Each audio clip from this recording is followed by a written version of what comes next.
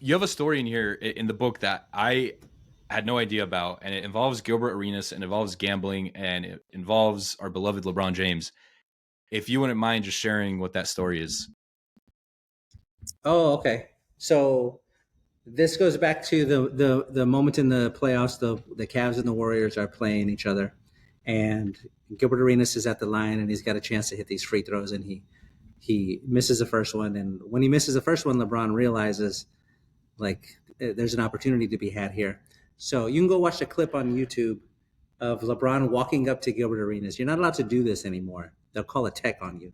But back then you could do this. He walks up to Gilbert Arenas, puts his hand on his chest, and then like whispers something into his ear.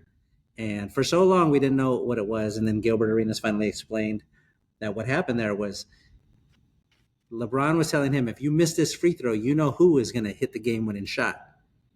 And for a long time, everybody thought that meant LeBron James I'm going to hit the game winning shot. But that's not what it meant. What it meant was Damon Jones, who was on the bench at the time, hadn't really played, was going to come in and hit the game winning shot. And the history there was Gilbert Arenas and Damon Jones and LeBron, they were like playing cards and gambling and doing whatever. And Damon Jones owed Gilbert Arenas money and he hadn't been paying him. So Gilbert Arenas took it upon himself every time they would play the Cavs to try to play Damon Jones off the court. If you put him in here, I'm going to score 1,000 points on him every single time. And he was so good at it, anytime they played the Warriors, they just didn't let Damon Jones play because they're like, this guy fucking hates him. Here we go. But so you have that happening. You have LeBron telling Gilbert Arenas, if you miss this free throw, effectively Damon Jones is going to come in here and hit this game winner.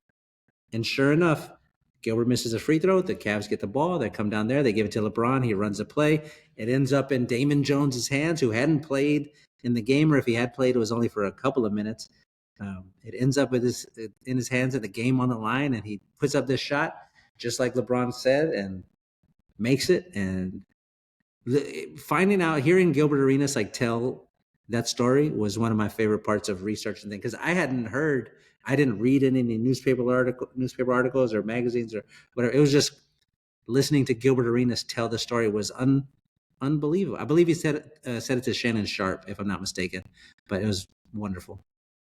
One of the best parts of that story, in my opinion, is how it like plays into the whole narrative that like LeBron, doesn't want to take the last shot. Like people were, we had alluded to it earlier on this podcast where, he was never like the guy. He didn't have like the killer instinct. He would always, pass it off to someone else to take the last shot. And I feel like people completely ignore the fact, which is a lot of times like that guy that's taking the last shot is like wide open. Like there's no one within like 3 feet of him. Like it's always like the best play.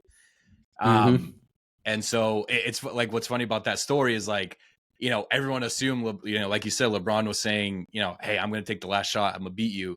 But in like classic LeBron fashion, for better or for worse, he's like, no. Actually, this other guy is going to go and beat you, and I'm going to make a play for him. Just kind of speaks to both the greatness of LeBron and, how he's always willing to be unselfish in that regard, but also kind of feeds that narrative of like, he doesn't have that killer mindset. And like, I can already see like the MJ fans being like, well, no, like MJ, would have taken that last shot. Like he would have said like, I'm going to beat you with that last shot. So. Yeah. And it's not about LeBron being scared of that moment. It's about LeBron being petty.